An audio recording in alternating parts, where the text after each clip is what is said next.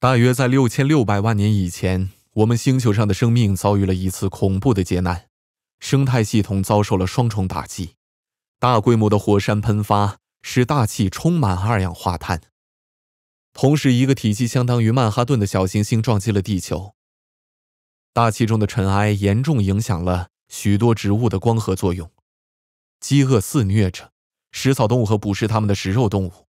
在很短的时间内，世界上3/4的物种灭绝了，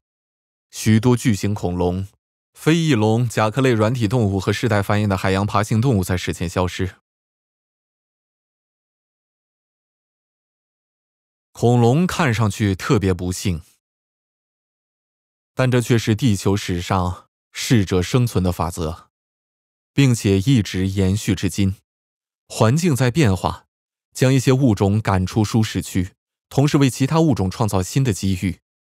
入侵物种在新的栖息地中战胜原生物种，有时整个物种被消灭。由于适者生存的法则，有时急剧的环境改变让大部分生物来不及自身调整，导致成千上万的物种在地质突变中灭绝。我们称之为生物大灭绝。尽管这种事件很罕见，古生物学家已经能从化石记录的巨大变化中识别出其中的几个案例。例如某些物种化石在几个地质层后突然消失。我们用这些生物大灭绝事件将地球的历史划分为不同的时期。虽然恐龙的消失是最有名的大灭绝事件，但是最大的大灭绝是在恐龙出现之前 2.52 亿年前。在二叠纪和三叠纪时期之间，地球上的陆地聚集成一个超级大的盘古大陆。由于陆地中充满了沙漠，在合并的过程，堆积的沙滩淹没了许多生物赖以生息的热带浅海海域。巨大的火山喷发横跨整个西伯利亚，持续的高温造成大规模的温室效应。这些灾难促成了 95% 的海洋生物的灭绝。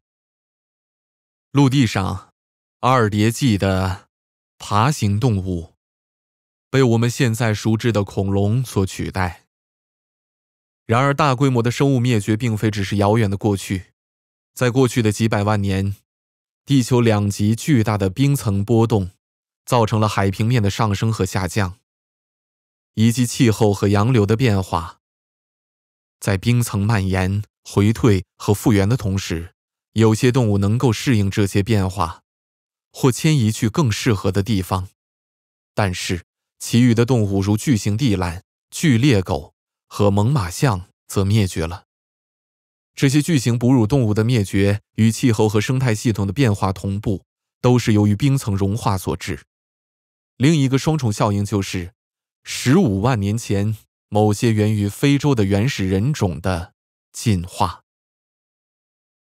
在适应新环境的过程中，